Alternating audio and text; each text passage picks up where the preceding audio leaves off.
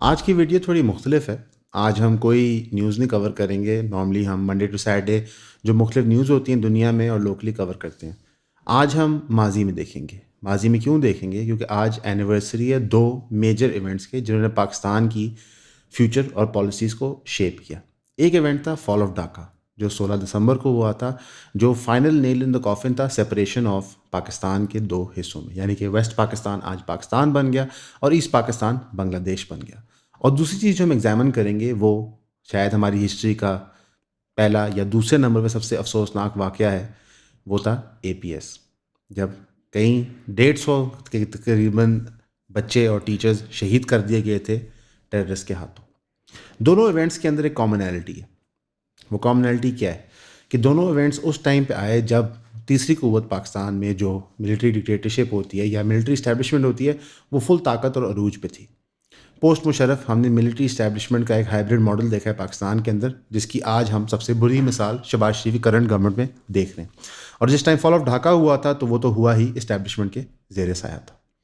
دونوں ایونٹس میں کچھ کامنالٹیز ہیں، کچھ ڈفرینسز ہیں، لیکن دونوں ایونٹس یہی چیز پروو کرتی ہیں کہ جمہوریت کتنی ضروری ہے، کہ جب تک will of the people represent نہیں ہوتی معاملات آگے نہیں جا سکتے۔ شروع کریں گے ہم ڈھاکہ کے ساتھ۔ تھوڑی سی آپ کو آئیڈیا دیں گے کہ پری 1971 ملک میں کیا ہو رہا تھا۔ پاکستان آزاد ہوتے ہی ایک لینگویج موومنٹ سٹارٹ ہوئی تھی 1950s میں، جس میں ایسٹ پاکستانی جو آج کا بنگلہ دیش ہے ان کو میجر تناؤ تھا اس بات پہ کہ اردو کو نیشنل زبان رکھا جا رہا ہے۔ وہ تناؤ آج تک ویسٹ پاکستان میں بھی چلتا ہے۔ کوئی اردو کو مینڈیٹڈ نیشنل زبان ماننے کو تیار نہیں ہے۔ آپ کی مختلف پنجابی، سرائکی، سندھی، بلوچ اور پختون موومنٹس چلتی ہیں جو اپنے کلچر کی ریپرزنٹیشن مانگتی ہیں۔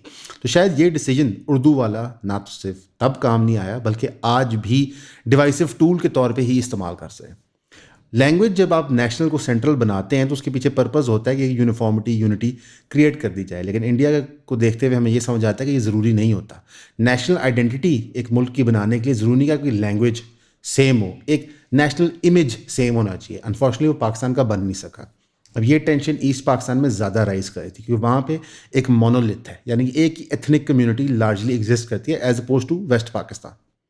دوسرا جو ہوا تھا کہ جو پولیٹیکل اور اکنامک ڈسکرمنیشن ہو رہی تھی، یعنی کہ ہم نے بیج تو بہت دیر پہلے بو دیے تھے خان افقلات کے ساتھ کہ جناب کوئی بھی ایک سینٹرل پاور کے خلاف بغاوت کرے گا تو ہم ان کو تن کے رکھ دیں گے، لیکن ایسٹ پاکستان میں زیادہ فیل ہونا شروع ہوا کیونکہ ایسٹ پاکستان اس وقت میجر اکنامک کنٹریبیوٹنگ فیکٹر تھا اوور آل پاکستان کی ریاست کے لیے۔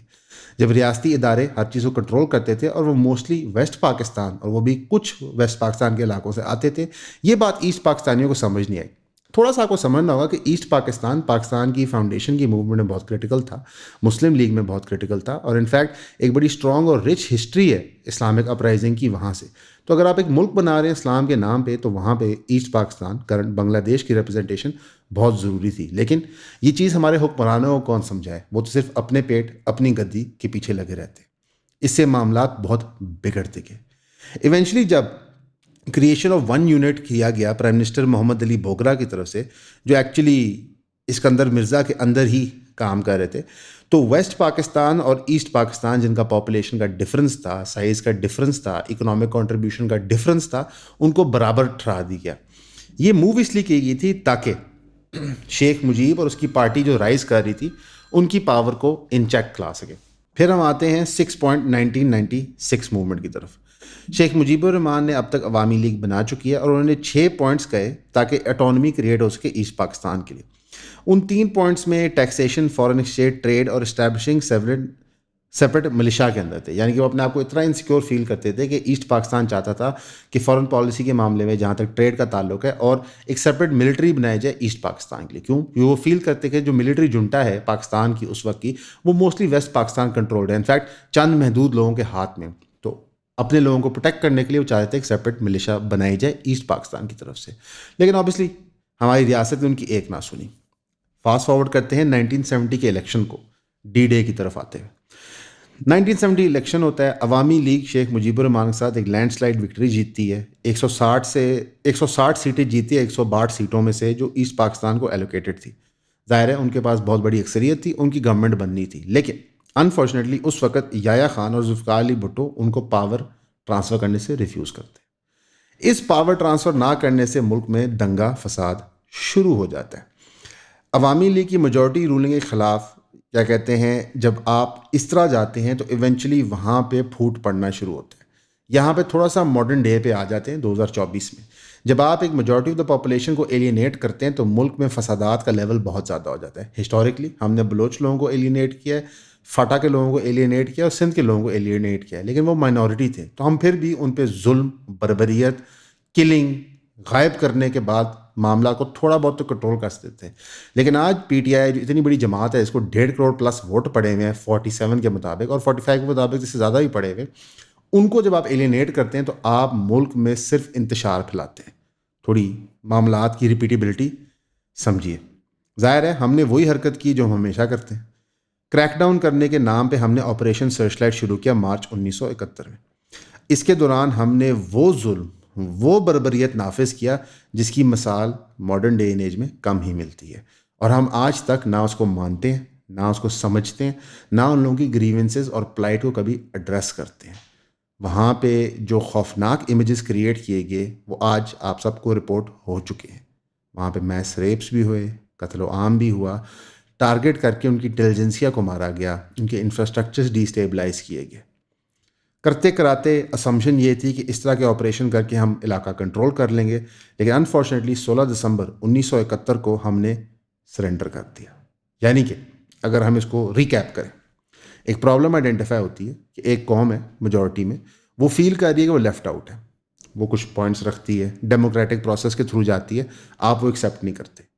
جب آپ وہ ایکسیپٹ نہیں کرتے, الیکشن کا رزلٹ ایکسیپٹ نہیں کرتے, وہاں پہ دنگا فساد ہوتا ہے. دنگے فساد کے رسپانس میں آپ نے قتل و عام شروع کر دیتے. اس کے رسپانس میں وہ آپ کے خلاف بغاوت کر دیتے ہیں. جب وہ بغاوت کرتے ہیں تو ویسٹ پاکستان میں نعرے لگتے ہیں باغی کے, ان کو کئی برا بھلی چیزیں کہیں جاتی ہیں, تقریریں کی جاتی ہیں کہ شاید وہ لوگ قابل ہی نہیں ہے اس لائق کہ وہ اس ملک کا حصہ بنے. ایونچولی آپ ان کو علیحدہ کر کے مار دیتے ہیں سائڈ پہ. اب ہم آتے ہیں اگلی سٹوری پہ,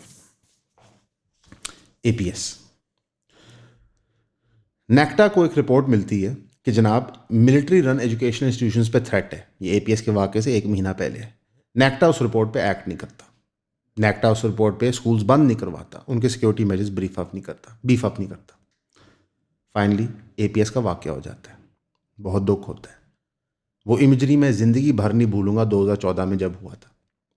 پورا پاکستان, پوری دنیا حیران و پریشان ہو جاتی کہ یہ کیا ہوا ہے. السلام علیکم. لوگ بار بار ایک سوال پوچھتے ہیں کہ کون سی بکس میں شوق سے پڑھتا ہوں, تو ہم نے یہ سوچا کہ انشاءاللہ ہم ایک بک کلب بنا لیں جس کے اندر ماہوار ہم ایک کتاب کو کور کریں, اور یہ منتھلی 4 کلاسز بنیں گی انشاءاللہ. اس کے اندر ہم 12 کتابیں ایک سال کے اندر کور کریں گے. ایک لسٹ ہے بکس کی, میں آپ کو یہاں ڈسپلے کر دیتا ہوں, اور یہ ٹینٹیٹیو لسٹ ہے. اس میں میں نے کچھ اکنامکس کی کتابیں رکھی ہیں, کچھ پولیٹیکل سائنس کی, اور کچھ تھوڑی جو نوٹی گورنمنٹس کی جو مس گیونگز ہوتی ہیں اور ان کے اوپر جو انویسٹیگیٹو جرنلسٹ نے کام کیا ہوا ہے. ہماری کلاسز جو ہوں گی وہ انٹرٹیننگ ہوں گی, فن ہوں گی, لیکن سبجیکٹ میٹر جو ہے سیریس ہوگا. میں ریکمینڈ کروں گا کہ آپ فزیکلی جوائن کریں. لیکن اگر آپ کو فزیکلی جوائن کرنے میں دقت آتی ہے, آپ پاکستان میں نہیں ہیں, آپ لاہور میں نہیں ہیں, تو ان کے لیے پھر زوم کی آپشن اویلیبل ہے, اور ان کو ایکولی ایز مچ ایکسیس ملے گا بک کلب کا. ان کی ہم ایک سیپریٹ واٹس ایپ کمیونٹی بھی بنا دیں گے آپ کی, تاکہ ہم وہاں پہ نوٹس بھی شیئر کر پائیں اور ان بکس کو تفصیل میں ڈسکس کر کے hopefully we make friends as well انشاءاللہ. تو اس کی فیس جو مقرر ہے آپ ویب سائٹ پہ دیکھ سکتے ہیں, یہاں پہ آپ کو لنک مل جائے گا. تو I hope to see you there at the book club انشاءاللہ. See you soon. اس کے رسپانس میں سرکار ایکشن میں آتی ہے, اور سرکار کہتی ہے کہ جناب اب ہم کسی کو نہیں چھوڑیں گے. ایک ایکشن پلان سائن کرتے ہیں نواز شریف صاحب, راحیل شریف صاحب کا مل کے, جس کے بعد ملک بھر میں آپریشن سٹارٹ ہو جاتے ہیں. ہونے وہ ملک بھر میں ہوتے ہیں, لیکن بڑے اسپیسیفک ایریا میں ہوتے ہیں کے پی کے. وہاں پہ آہستہ آہستہ ایسی فورس استعمال کی جاتی ہے کہ اس کی بھی علیحدہ مثال ہے. اس کے اندر سے ایک جماعت بنتی ہے پی ٹی ایم, جو گریوینسز بتاتی ہے وہاں کے لوگوں کے ملٹری آپریشنز کے, کس طرح ظلم اور بربریت ان پہ کی جاتی ہے. آل آف اے سڈن ہم ہر پختون بندے کو ایز ٹیررسٹ دیکھنا شروع کر دیتے ہیں. ایک بہت انفارچونیٹ واقعہ ہے اے پی ایس, لیکن جو اس کا رسپانس ہم نے دیا, کیا وہ لانگ ٹرم میں سکسیزفل تھا یا نہیں. ہم نے نہ تو صرف کے پی کے کی قوم ایلینیٹ کر دی, بلکہ اسپیسیفک پاکٹس کریٹ کر دی جو نہ افغان طالبان کو آج کچھ سمجھتے ہیں, نہ پاکستان گورنمنٹ کو آج کچھ سمجھتے ہیں. وہ پھنس کے, یہ لاکھوں کی تعداد میں لوگ ہیں. اور ریالٹی یہ ہے کہ پوسٹ اے پی ایس ٹیررسٹ ایکٹیویٹی زیادہ ہوئی ہے, کم نہیں ہوئی ہمارے ملک میں. ہم جتنے مرضی بم ماریں, گولیاں ماریں, جب تک ہم لوکلس کے گریوینسز نہیں ایڈریس کریں گے تب تک ٹیررزم کے جن کو آپ روک نہیں سکتے. سب سے افسوسناک بات کیا ہے کہ جو وکٹمز کی فیملیز ہیں ان کو منظر عام پہ اس طرح آنے ہی نہیں دیا جاتا. جب وہ احتجاج کرتے ہیں اپنے حق کے لیے, سچ کے لیے, ان کو دبایا جاتا ہے. جب وہ مختلف کورٹوں میں جاتے ہیں, چاہے پشاور ہائی کورٹ ہو, چاہے سپریم کورٹ ہو, ان کے مقدمات سنے نہیں جاتے یا ڈیٹ پہ ڈیٹ دی جاتی ہے. جب وہ کہتے ہیں کہ جو فائنڈنگز ہیں اس وقت کی وہ پبلک کی جائیں تو چند صفحات یعنی کہ 26 صفحات پبلک کر دیے جاتے ہیں. آج تک ہمیں یہ نہیں پتا کہ کون تھے وہ لوگ. بتایا جاتا ہے ٹی ٹی پی سے, کیونکہ ٹی ٹی پی نے کلیم لے کیا تھا, پر ہو ور دی انڈیویجولس, ماں سوائے ایک دو لیڈران کے باقی لوگوں کا پتہ نہیں چلتا. یہ نہیں پتہ چلتا آج تک ہمیں جو عام عوام ہے ایک جمہوریت کے اندر کہ یہ لوگ ٹرین کہاں ہوئے تھے, ان کی موٹیویشنز کیا تھیں. ہمیں یہ نہیں بتایا جاتا کہ سیکیورٹی لیپسز کیا ہوئی تھی اے پی ایس کے واقعے کے اندر. ہمیں یہ نہیں بتایا جاتا جب تک کہ 2018 نہیں آتا کہ نیکٹا کی رپورٹ بھی تھی بتاتے ہوئے کہ یہ ایونٹ ہو سکتا ہے. ہم اس ایونٹ کو استعمال کرتے ہیں لانچ کرنے کے لیے ایک پوری اوفینسو. اس اوفینسو کے تحت آج ملک میں اور دہشت گرد بنے ہیں, نہ ہی ٹی ٹی پی ختم ہوا ہے. سونے پہ سہاگا عمران خان صاحب کا دور آتا ہے, اس وقت کے چیف ڈیسائیڈ کرتے ہیں باجوہ صاحب کہ ہم نے ٹی ٹی پی کے ساتھ مذاکرات کرنے ہیں. اے پی ایس کے وکٹمز کے پیرنٹس پھر سڑکوں پہ آتے ہیں کہنے کے لیے جناب ہم سے تو پوچھ لیتے, جن کے بچے جن پیار کرنے والے اس میں شہید ہوئے ہیں, لیکن ان کو پھر سائڈ لائن کیا جاتا ہے. ہم نہ تو صرف ٹی ٹی پی سے مذاکرات کرتے ہیں بلکہ ہم ان کو ری پاپولیٹ کرتے ہیں. یہاں پہ ہمیں تھوڑا سا سمجھنا ہوگا کہ ٹی ٹی پی کون ہے, ٹیررزم کی اتنی رائز پاکستان میں کیسے ہوئی. 2001 سے پہلے ہم جہادی موومنٹس کو دنیا بھر میں سپورٹ کرتے تھے. شاید امریکہ کی بیکنگ تھی اس کے اندر, رشیا والے معاملے میں تو بالکل تھی جو افغان مجاہدین ہم نے تیار کیے. طالبان کے ساتھ ہمارے اچھے مراسم مذاکرات تھے اور ہمیں سوٹ کرتا تھا کہ افغانستان میں طالبان سٹائل گورنمنٹ ہو, کیونکہ اگر آپ یاد کریں 50s کا افغانستان اتنا فرینڈلی نہیں تھا پاکستان کے ٹورڈز. اب طالبان کے آل آف اے سڈن ٹاکرا ہوتا ہے امریکہ کے ساتھ. امریکہ کہتا ہے کہ تمہارے پاس اسامہ بن لادن ہے, اور وہ افغانستان پہ حملہ آور ہو جاتے ہیں. افغانستان کے اندر ہم ایک ڈیول گیم کھیلتے ہیں, امریکہ سے پیسے لیتے ہیں, پاکستان کے اندر لوگوں کو اٹھا کے ان کو دیتے ہیں, افغانستان میں طالبان کے خلاف آپریشنز کرتے ہیں. But at the same time ہم طالبان کے کچھ فیکشنز کو پناہ بھی دیتے ہیں کہ کل کو جب امریکہ یہاں سے جائے گا, کیونکہ امریکہ جب بھی کہیں جنگ لڑتا ہے تو 10 15 12 سال بعد اس نے وہاں سے چھوڑ کے جانا ہوتا ہے. ویٹنام کی مثال لے لیں, پورے لیٹن امریکہ کی مثال لے لیں, آپ افغانستان کی مثال لے لیں, عراق کی مثال لے لیں. تو ہم نے سوچا کیوں نہ ہم یہاں پہ لوگوں کو تیار کریں جو کل کو ہمارے ہی فیور میں کھڑے ہوں. لیکن انفارچونیٹلی ہوتا کیا ہے کہ جب آپ لوگوں کو کسی بھی ریلیجس پرپز کے لیے ریڈیکلائز کرتے ہیں تو اس میں مارجن آف ایرر بہت کم ہوتا ہے. اس کا کیا مطلب ہے؟ اگر آپ کسی بندے کو یہ بتائیں کہ یہ جو جہاد تم کر رہے ہو اور جو تم اسلامک ریاست قائم کرنا چاہ رہے ہو, جس طرح تم قائم کرنا چاہ رہے ہو, جو اسلامک اصول تم نافذ کرنا چاہ رہے ہو, یہ تو اللہ کی مرضی اور رضا سے ہے, تم تو خدا کا کام کر رہے ہو, تو پھر کل کو وہ آپ کی بھی نہیں سنتا. اور ایسے ہی ہوا پاکستان کے ساتھ. آج وہ ٹی ٹی پی جس کو ہم نے پناہ دیا, تیار کیا, وہ نہ تو صرف پاکستان کے لیے بہت تکلیف کا باعث بن گیا, بلکہ اب افغان طالبان کو بھی سمجھ آ گیا کہ جو پاکستان حرکت کرتا رہے 40-50 سال سے اس میں فائدہ کوئی نہیں ہے. کیونکہ جب افغانستان طالبان دوبارہ پاور میں آئی تو انہوں نے بھی ٹی ٹی پی کو پیٹرنیج دی تاکہ ٹی ٹی پی کل کو ان کے لیے کام کر سکے. لیکن در حقیقت جو تھرڈ پارٹی آرگنائزیشنز ہوتی ہیں یہ کبھی کسی کے لیے نہیں ہوتی. اسی میں مثال آپ کو دیتا ہوں.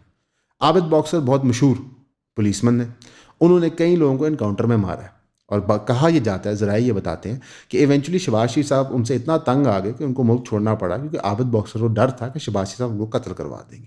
کیوں؟ جب آپ کسی بندے کو لائسنس ٹو کل دے دیتے ہیں کسی بھی مقصد کی وجہ سے, تو ایونچولی جو ان کو جن لوگوں کو وہ مار رہا ہوتا ہے, ضروری نہیں وہ کسی اچھی وجہ سے مار رہا ہو یا ملک کا کو بھلا کر رہا ہو, وہ لائسنس ٹو کل پھر ذاتی مفاد کے لیے استعمال ہوتا ہے, جس طرح ہم نے ٹیررسٹ آرگنائزیشنز کا بھی دیکھا. آج پوری مسلم ریاستیں ان ٹیررسٹ آرگنائزیشنز کے ہاتھوں پٹ رہی ہیں. یعنی کہ وہ تنظیمیں جو پہلے جہاد کرتی تھی امریکہ کے خلاف, رشیا کے خلاف, کافروں کے خلاف, وہ آج اپنے ہی ملکوں میں جہاد نافذ کر کے بیٹھی ہوئی ہیں, اور وہاں پہ ایک سول وار لائک سچویشن چل رہی ہے. اگر صرف کچھ نمبرز دیے جائیں اے پی ایس کے بعد کتنے لوگ فوت ہوئے ہیں ٹیررسٹ ریلیٹڈ ایکٹیویٹیز میں, تو 2015 سے لے کے 2022 تک لگ بھگ 1000 لوگ, جس میں سے 500 سویلین بتائے جاتے ہیں اور 500 سیکیورٹی پرسنل بتائے جاتے ہیں جو شہید ہوئے ہیں. ابھی اس میں وہ نمبر نہیں شامل کہ کتنے ٹیررسٹ مارے, کیونکہ ڈیٹا پاکستان میں اس طرح ریڈلی اویلیبل نہیں ہوتا. صرف 2022 الون کے اندر 539 یعنی تقریباً 540 لوگ قتل کر دیے گئے ہیں. 2023 کے اندر 974 لوگ قتل کر دیے گئے ہیں. یعنی کہ اے پی ایس کا واقعہ ہوتا ہے, پورا ملک شور مچاتا ہے, کہتا ہے اب ہم نے ٹیررسٹ کو نہیں چھوڑنا. لیکن آج 2024 میں ٹیررسٹ پاکستان میں ہر جگہ ہیں, اور ٹیررزم ختم ہونے کا نام نہیں لے رہی. 1971 میں ملک کے 2 حصے ہو جاتے ہیں, اور اس کے بعد ہم فیصلہ کرتے ہیں کہ اب ہم ایک قوم بن کے دکھائیں گے. لیکن آج کوئی صوبہ کسی صوبے سے آنکھ نہیں ملانا چاہتا. ہمارے سیاستدان لسانیت اور ایتھنسٹی کی بنیاد پہ ہمیں آپس میں لڑواتے ہیں. پورا بلوچستان ایک وار زون بنا ہوا ہے, آدھا کے پی کے ایک وار زون بنا ہوا ہے. سندھ ابھی بھی 1950s 60s اور 70s کے اسٹینڈرڈس میں اسٹک ہے. تو اس سب میں سے آپ سیکھتے کیا ہیں؟ یہ 16 دسمبر پاکستانیوں کو کبھی نہیں بھولنا چاہیے, 71 کی وجہ سے اور APS کی وجہ سے. اسے آپ سیکھتے ہیں کہ جس ملک میں جمہوریت نہ ہو, جہاں پہ ٹرانسپیرنسی نہ ہو, جہاں پہ حکمران کی طرف انگلی اٹھا کے آپ سوال نہ کر سکیں, وہاں پہ کچھ بھی نہیں ہوتا. ہمارا مسئلہ تب بھی یہ تھا کہ نان جمہوری طاقتیں ملک چلا رہی ہیں. ہمارا مسئلہ آج بھی ہے کہ نان جمہوری طاقتیں ملک چلا رہی ہیں.